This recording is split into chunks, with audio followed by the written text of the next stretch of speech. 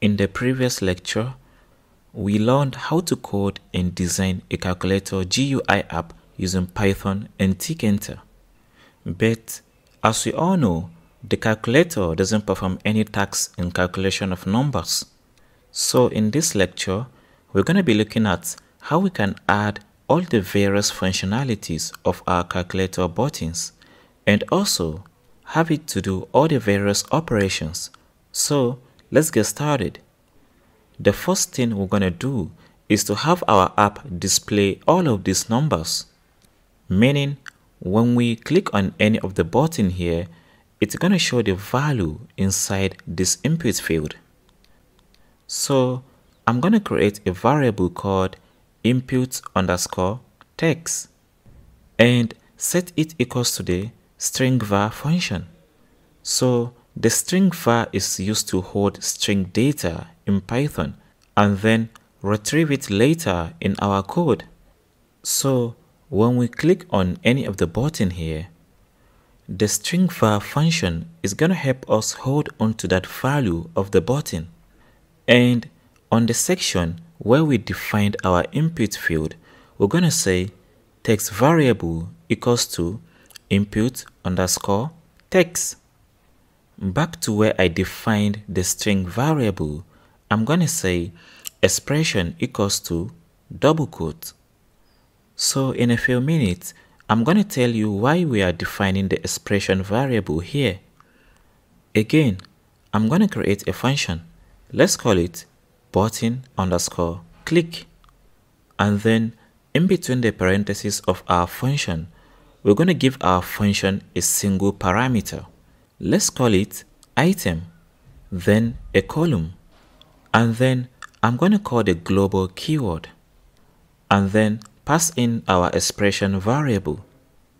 So in Python, we use the global keyword to modify variables outside the scope of our function. In other words, we want to modify this expression variable here. So we use the global keyword to refer to and modify the variable. Then I'm going to say expression equals to expression plus str parentheses, then pass in item parameter from our function. And lastly, we're going to call our input_text, then .set, and then pass in our expression variable. Then I'm going to scroll down to our button section. So here on the button 7, I'm now going to add the functionality of this button.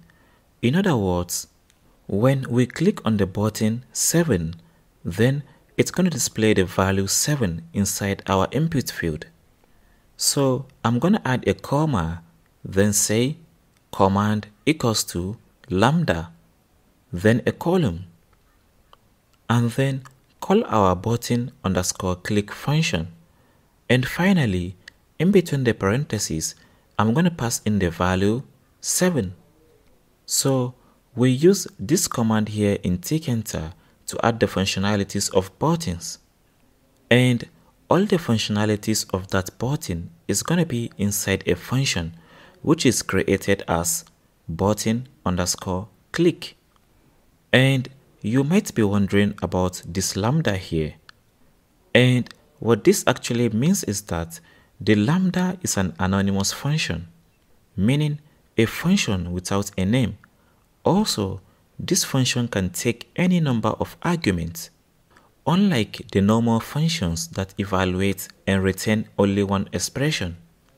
However, let's now review our button_click function. So our function takes one parameter, which is item, and this parameter holds onto individual values of our buttons. Then the global expression that we defined previously is then being concatenated with our item parameter. In other words, when we click on any of the button from our app, let's say the button 7, then our item parameter is going to be that value 7. And then we're going to assign our global expression to be the string of that value 7. Then finally, our function is going to set input underscore text to our expression.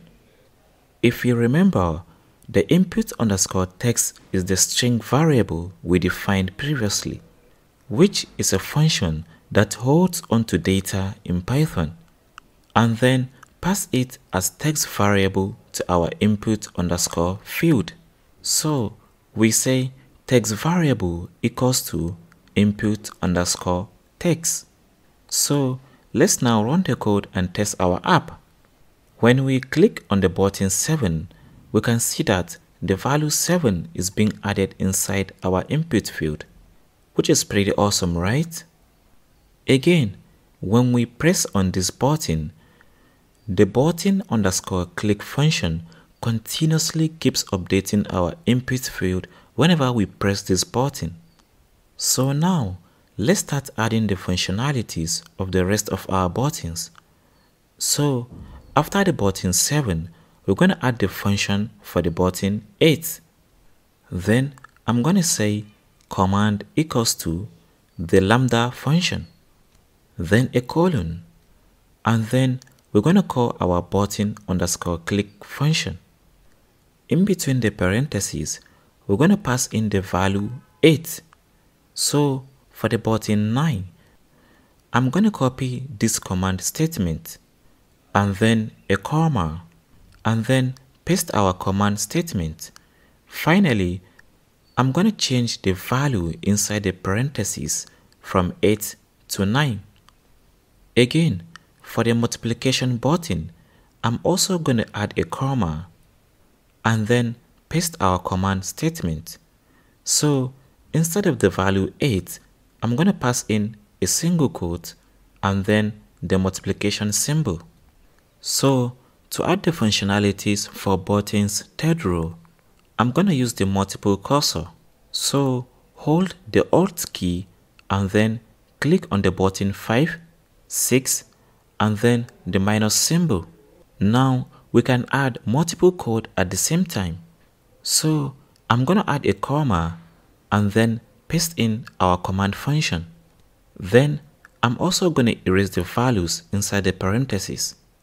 Now I'm going to pass in 4 for the first button and then 5 for the second button here. Then the value 6 for the third button. And finally, I'm going to pass in single quote, then the minus symbol. Again, for our button fourth row, I'm also going to add my multiple cursors, then a comma, and then paste the command statement. Then, in between the parentheses, for the first button, it's going to be the value 1. Then, for the second button, I'm going to pass in 2, and then the third button, which is 3. And finally, I'm going to pass in single quote and then the plus symbol. So finally, on the last row of our calculator app, I'm going to add the functionalities for only the 0 and the decimal button. I'm going to add 2 multiple cursors, then a comma, and then paste the command for the buttons. So in between the parentheses, I'm going to pass in 0, then a single quote, and then the decimal point. Now I'm going to head over to the first row.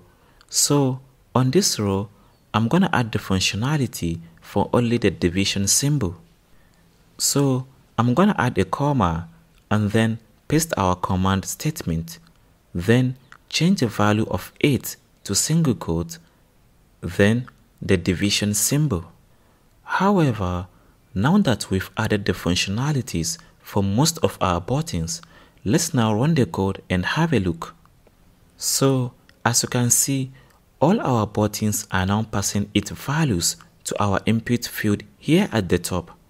But one thing to note here is that we haven't added the functionalities for the clear button and also the equal button.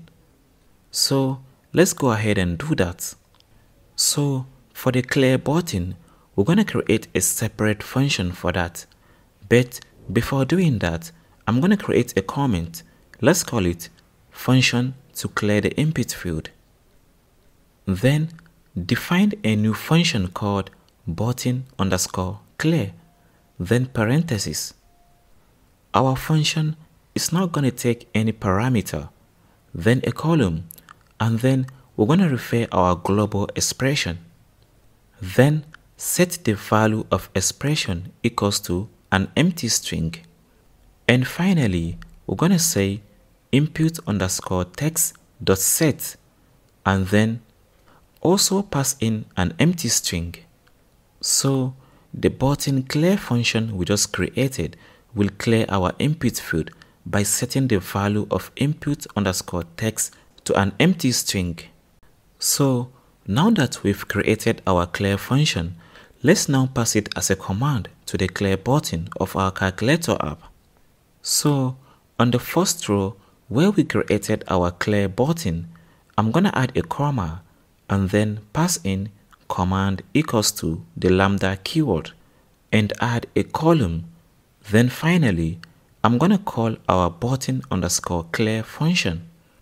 Let's now run the code and test our clear button. So as you can see, I'm actually adding values from our buttons to our input field. And when I click on the clear button, then everything disappears from our input field. So we're going to add an expression, let's say 3 times 5. Then we can see that we actually don't have the functionality for the equal button. So let's go ahead and add the functionality for the equal button. So I'm going to add a comment, let's call it function equal button. Then I'm also going to define a function called button_equal. And this function is not going to take any parameter, then a column, and then refer to our global expression. Then result equals to str, then parentheses, and then eval parentheses, then pass in our expression. Now I'm gonna say input_text.set, then pass in the result of our expression. Finally, we're gonna set expression equals to an empty string. So this function we just created calculates the expression inside our input field by using the eval function in Python. Then we set our input text to the result of our calculation. And finally, we set expression equals to an empty string after the calculation. Now, let's pass in our function as a command to our equal button. So, I'm going to scroll to the 5th row where we created our equal button and then say command equals to lambda, then a column, and then button_equal function. Now let's run the code and have a look for our app. So if we add an expression like 10 multiplied by 5, then press the equal button, which is equal to 50. And I can use the clear button. Again, 8 divided by 2, which is 4. Now our calculator app is completed. So congratulations for your hard work. We've now come to the end of our complete Python course.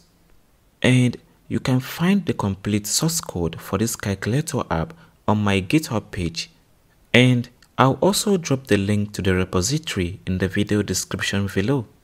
And on that note, I'm going to be releasing various tutorials on data science and machine learning, web development with HTML, CSS and JavaScript, and many more to come.